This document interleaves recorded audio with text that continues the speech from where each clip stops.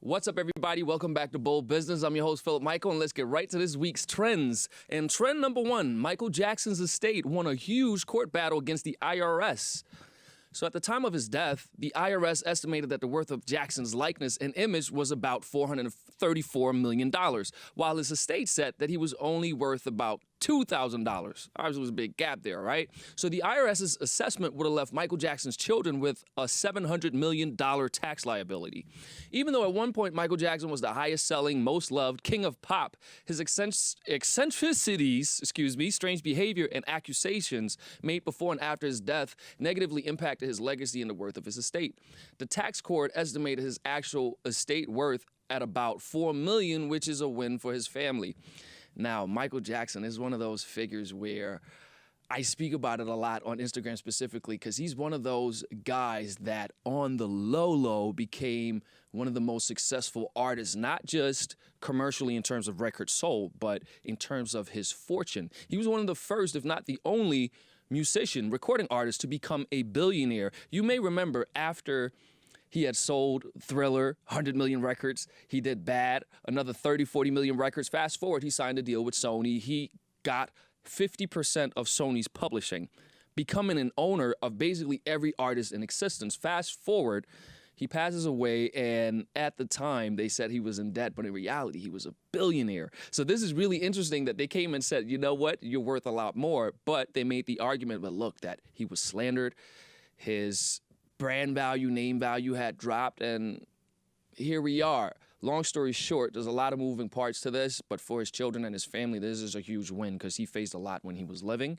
and also in death, which his family has had to endure. So personally, as a Michae Jackson fan, I can say, biased, yes, that I am happy for them and best of luck to Michae Jackson's family. Big win for the Jacksons. Now, trend number two. After a huge year in 2020, Peloton is struggling. After the death of a child and 29 other injuries, the exercise equipment company has to recall 2 of its treadmills. This comes 2 months after Peloton cautioned people to keep kids and pets away from the equipment, but resisted requests to immediately recall the machines. Now, Peloton stock dropped almost 15%, losing over $4 billion in market value.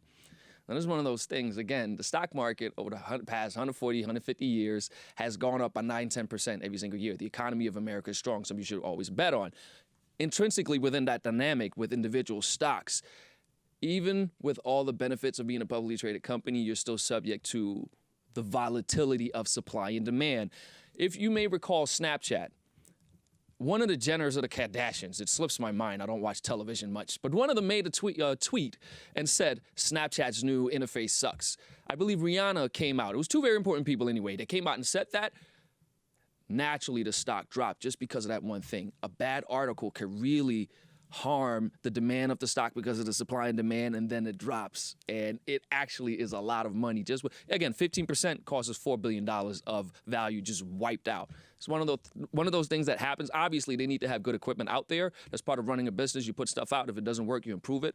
That's life, evolution. However, it just goes to show how the stock market works. Supply and demand, intrinsic volatility. One article, people get fickle. It upsets the trading, and here we are.